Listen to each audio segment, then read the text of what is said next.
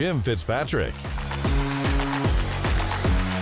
Hey everyone, Jim Fitzpatrick. Welcome into another edition of Inside Automotive right here in the CBT Automotive Network. Automakers have made some bold moves concerning electric vehicles that have many franchise dealers wondering if the future of their business is in jeopardy. On today's show, we're pleased to welcome Len Bellavia, who is the founding partner of the law firm of Bellavia Blatt PC, to help us sort through the announcements, the concerns. We'll also get his perspective on the future of the overall franchise dealer that's out there today. Len, thank you so much for taking the time out of your schedule to join us here on the show. Jim, thank you very much for inviting me. Pleasure to be here. Sure. So as I mentioned before we got recording, you must be a very busy man with all of these recent announcements from OEMs saying, we think that this Tesla model looks pretty cool to us, and we'd like to maybe stick our toe in those waters, right?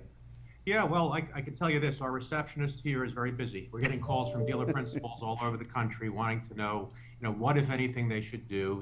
Sure. The general consensus among dealers is, these type of problems generally resolve themselves because, the market seeks its own level. And if some of these initiatives that Ford and Volvo and others have announced or proclaimed at least, maybe it'll sort itself out, because in the end, it's all about market share. So if some of these initiatives don't result in increased market share, maybe the dealers will come back into favor. But in the abstract, I can tell you this: just about everything that, whether it's Ford or Volvo or Volkswagen, these are the three that seem to be in the headlines. Yeah. All of those initiatives are actually based on current statutory law in all 50 states, prohibited, because each of those pronouncements involve the selling of vehicles and bypassing the dealer network in some respect. Even if they involve the dealer in the end, we can talk about the agency model and so forth, and reservation system and direct selling. And in the end, if the dealer is not involved in setting the price and interacting with the consumer, there are existing statutory prohibitions that would enjoin or prohibit manufacturers from executing these programs.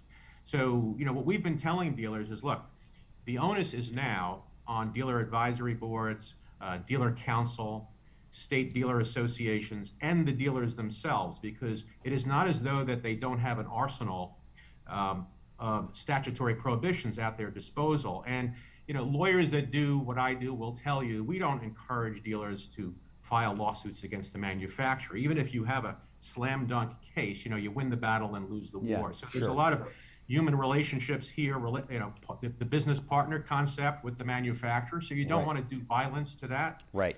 But at the same time, over the next 6 to 12 months, or maybe a little bit longer than that, it's rather clear that dealers and manufacturers are going to have to sit across the table and sort this out. And one of the ways, and this is nothing unique to the auto industry, when you're negotiating, you want to negotiate from the highest degree of strength that you can. Sure. So I guess the analogy would be, dealers need to put the loaded gun on the table. They have one. They can't be bashful now. I mean, in prior, iterations of factory dealer relations, whether it's facility upgrades or, technology, infrastructure, digital selling, there's always been a meeting of the minds.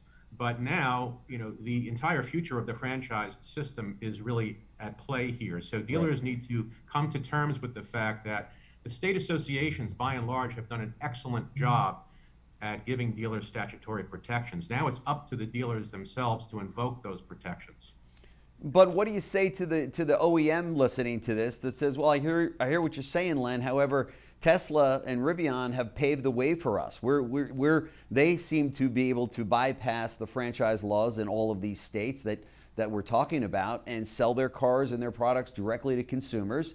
And it seems as though the state legislatures have allowed that to happen. And while the dealers got upset about it in these states, they also kind of, and I spoke to many of them, as well as the association presidents and such, that said, well, it's such a small part of the overall market. Just let them have that. If they're not going anywhere. I heard for a long time Tesla doesn't make any money. Well, then that changed. And then we heard, well, it's not going to be a big volume. Well, now that's changing. I mean, now it's taking some real market share away from luxury cars, especially in California. And it just seems to me to be this slow erosion of what's happening out there in the way of franchise laws. Before you know it, you turn around and Ford's going to come in, as maybe some of the others, to say, look, in order for us to compete now we have to have the same benefits that a Tesla or a Rivian or a Lucid has in these states. Does that make any sense, or am I? It does, and there's lessons to be learned from the Tesla Rivian model. However, there's a major differentiator between the two, and that is that those business plans were executed in a way that they were uninhibited by state franchise laws because they were not legacy auto manufacturers. Okay.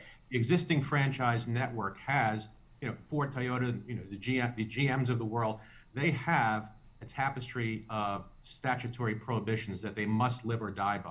So while the Tesla model was instructive, it doesn't give any of the legacy auto manufacturers free rein to emulate it.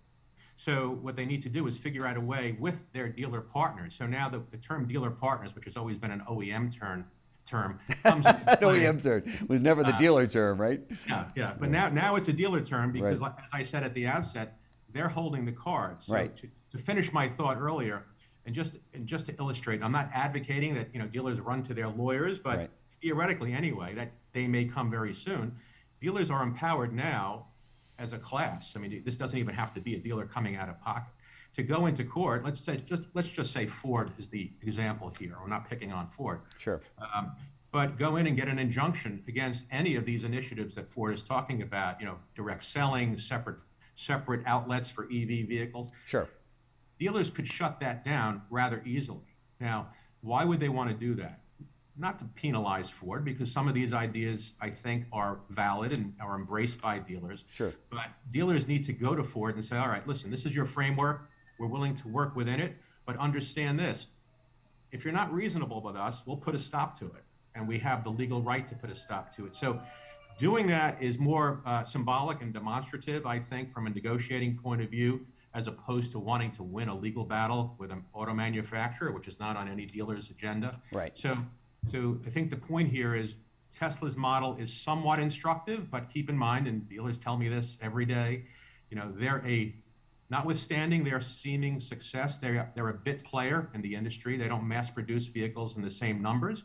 And if you really want to be candid, and this may not be something that a lawyer should be talking about, but there's a lot of overflow between what happens in the showroom and it happens in a courtroom. The reality is that if you talk candidly to a Tesla owner, they don't really fit the profile of the average Chevy or Toyota or Nissan buyer. These are oftentimes, third cars, weekend cars, not the key vehicle. So they don't mind as much that it may take a week to get their car picked up and serviced. Right. If you talk to the masses, they need their cars to get to and from work, and they don't have the luxury of waiting a few days for a trailer to pick up their car, bring it, and not Sure. be able to communicate with a service advisor. So yeah, on the whole, the Tesla model is intriguing, but is it truly realistic? Right. When it comes to mainstream consumers. Right. And I think many dealers share that same sentiment that it's like, okay, we'll let them have their little niche. They'll have their market. They'll have their people that, as you just mentioned, where it's a third car for the family or what have you. Somebody wants to kind of be cool and have the latest and greatest on their block. They went out and purchased a Tesla. However, now that we see the legacy dealers such as Ford, which we'll get into here now, which is, you've got, the president of Ford coming out saying, hey, we're going to go all online. Somebody can order their vehicle directly from our company, from the factory, and have it really drop shipped, if not to their local dealer, right to their home under a one price structure. We'll handle it all. I mean, that all of a sudden the dealers go, well, wait a minute. Now we're concerned. Before it was Tesla, that's under control. We can all deal with that. But to your point, it's Ford, it's Volvo, it's others that are looking at doing this. We've got Volkswagen now, as you know, that's talking about bringing the Scout in, but we're not really clear as to how they're going to bring that in. Is it going to be a separate franchise? And if it was a separate franchise that they brought in to sell direct, not a separate franchise, but a separate distribution system that sells directly to consumers, would that be considered a legacy brand, or would that be a whole new brand? Which would allow them then to sell directly to consumers? Yeah, lawyers, I think, by and large, would say that's an end run around the statute. If Volkswagen were to establish Scout as a separate legal entity, it's a distinction without a difference, because clearly it will be either owned or controlled or both by Volkswagen. So Right. VW would have a very hard time saying, well, we're more Tesla-like than we are VW-like. I don't think Right. there's a judge in the country that would fall for that. So that's why I say that dealers can shut down all of these initiatives. So it's not so much, as I say, that dealers should want to do that, but manufacturers know what franchise laws do and what benefits they bestow on dealers, Yeah. but they push the envelope. So my personal point of view is Jim Farley and VW and Keogh and others do this to kind of test the resolve of the dealer network. So to the extent they see no resistance or a lot of on-air complaining, but no real meaningful pushback, Sure. then they'll continue to push. So do you think if they had their druthers, they would utilize this new distribution method? Are you saying that if all else was equal and dealers did kind of lay down their arms instead of picking them up and say, yeah, you know what, do what you want, we're cool with it, that they would rather sell their cars and bypass the franchise? That's a very interesting question because there are so many theories out there about why these things are being articulated. Are they political? Are they to ramp up investor interest and placate investors? Or, take a look at what Farley does. He seems to be advocating for these changes, but his audience is not the dealer network. His audience are, investors in Right. Ford. That's right. So if you really take a critical eye, is he really just testing the waters or playing to his audience at that moment and then retreating a little bit? So it's a very, very talented, he's a very smart man. Yes. So it creates the illusion to the dealers that this isn't real because he's not saying it to us. Right. In which case, maybe we shouldn't rally together and take legal action to try and put a stop to it. So it's either very calculated or very sloppy, and I don't think he's a sloppy person. So, he may be seeking to take the eyes off the ball on part of the dealers, but dealers would be well advised to draw the line in the sand. Again, not to score a victory, but rather to preserve the integrity of the franchise system. And whether it will work or not, I think ultimately, even if he implements his plans, my personal view is, they'll go down that road until they lose market share. Because if Ford does something and Chevy doesn't do it, and Chevy's gaining market share, well, then suddenly the dealers will be back in favor. So there's that school of thought. Let it play out. Don't worry. 115 years of factory dealer relations doesn't need to really be fixed. I mean, this is not the first time we've seen radical changes in the Sure. paradigm, right? You've had Saturn. Everybody was convinced back then that consumers wanted fixed prices. Well, you don't see too many Saturn showrooms anymore. You've had the Ford collection in the Northeast part of the country where the manufacturer felt they could do a better job than dealers. That was abandoned. So, that's the faction of dealers who say to me, listen, let them stumble.